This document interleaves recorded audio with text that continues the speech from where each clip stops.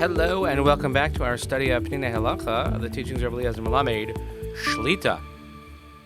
We find ourselves on a Wednesday, and before we begin, we should just point out, of course, that today is September 11th, a somber, solemn, sad day for us here in the New York area, thinking back to where you were on that fateful day, and we think of the thousands of souls that were lost, murdered on that day, and how our world changed forever. And may all the memories be for a blessing. And we continue to daven for Chayalei Tzva Hagana Yisrael, Refuah Shalom L'Chol Petzuei Yisrael, and a safe return of our hostages. We dedicate our learning Leili Nishmat, Seren Daniel Shimon ben Harav Doron V'Sheli Hashem Yikum Damo.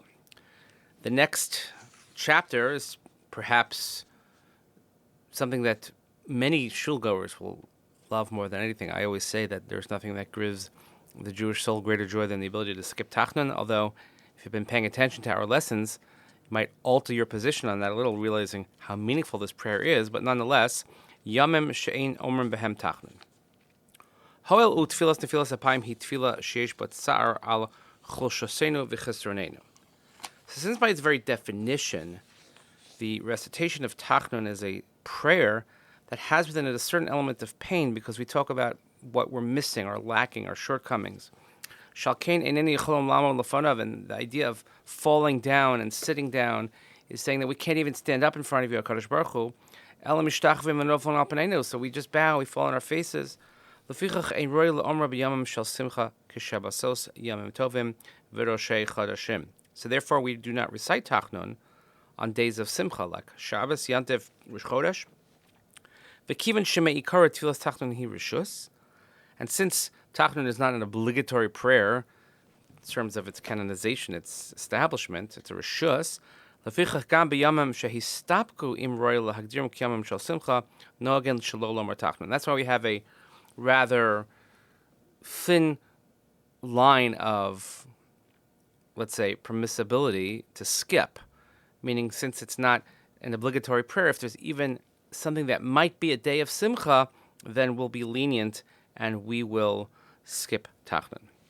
So, Benusif l'Shabbos v'Rosh Chodesh, so aside from Shabbos and Rosh Chodesh, Elu hayamam shein omrim b'hem Tachanun l'fi Seder Hashana. These are the days, we're going to just list the days that we don't say Tachanun. And by the way, if you look in your Siddur, different Siddurim have different ideas of what those days are. Just to give you an idea of how broad and how rishus-oriented this tefillah is. Shachar shel Erev Rosh Hashanah, Shachar shel Erev Yom Kippur. On the days before Rosh Hashanah and Yom Kippur, Haba Aleinu L'Tova, actually, so on Shachris, we don't say it. On Erev Yom Kippur or Rosh Hashanah. Miyud Aleph B'Tishrei at Sof Chodesh Tishrei, Hol Ve'elu Yamim Shesaviv Chag HaSukkos. So already from the end of Yom Kippur and through the end of the month, because we're preparing for Sukkos, and then you have all the days of Sukkos, and we have this idea that since most of the days are Yontif, we'll just take off the whole month. Chanukah, Tu B'Shvat, Shnei Yamim HaPurim, 2 days of Purim.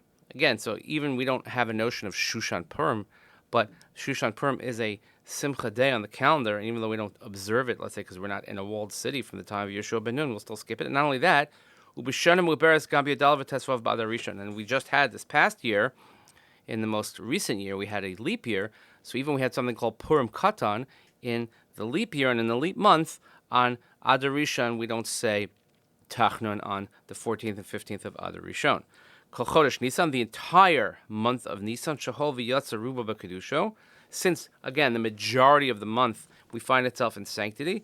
Shebetchilas Ha'isech Chanukas HaMishkan, because the first 12 days we have the dedication of the Mishkan. That's why people have the custom of reading those Parshios in Parshas Naso, with each dedication from each Nasi.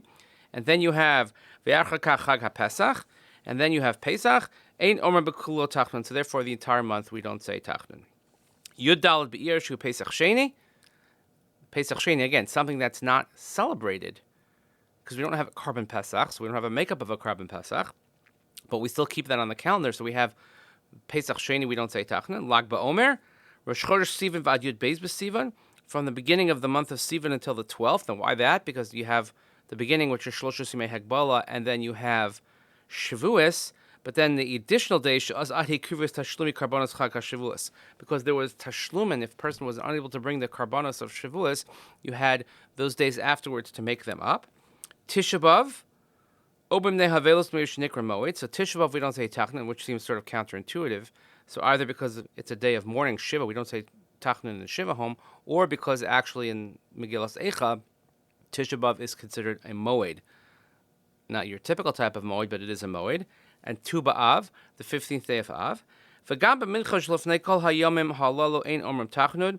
And generally speaking, if you're not going to say Tachanun, let's say it's Rosh Chodesh or it's a Yontif coming up, and you don't say the Tachanun, you don't say it in the Mincha beforehand either. Milvad b'mincha shel Erev Rosh Hashanah u'mincha shel Erev Yom HaKippurim sherabim omrim mevidu avelo Tachanun. Except for the Mincha of Erev Rosh Hashanah and Mincha of Erev Yom Kippur. Again, we're talking about the Mincha before Erev Rosh Hashanah, before Erev Yom Kippur, because some say Vidui and many don't say Tachanun. Again, different rules, different customs. It's an interesting question. If you look and you say the Mincha before Pesach Sheni, do you say Tachanun or not? Interesting thing. And here we go. This is something that's, I'm sure, depending on what type of shul you daven in, it'll have different customs, but we knew this was coming, Baruch Hashem. So after Hashem has already begun to have the Reshit Tzmichas Gulaseinu, the sprouting of the flowering of our redemption, meaning the founding of the state of Israel, Ein Omrim Tachanun b'Yom Ha'atzmaut, B'Chav Ches Iyar Yom Shichur Yerushalayim, U'B'Mincha Shel Lefnehem. Then we don't say Tachanun, of course, on whatever day Yom Ha'atzmaut is being celebrated. It's not always on Hey Iyar. Again, that's a recent innovation. But on Yom Ha'atzmaut and Yom Yerushalayim, which is the 28th day of Iyar, and of course the Mincha beforehand. But just taking into account that not reciting Tachanun doesn't mean we're getting away with something. It has to do with the Simcha element of the day, and maybe we could adjust our attitudes towards that. But in any event, we thank you for joining us. Please continue davening for Chayalei Tzvah Gana Yisrael, for Shlim L'chol Petzui Yisrael, safe return of our hostages. And we dedicate our learning to Nishmat, Sarah and Daniel Shem, and Rav Shlomo Rabbi Sheller, Shem Yikam Damo. Have a great day, and we'll see you here next time.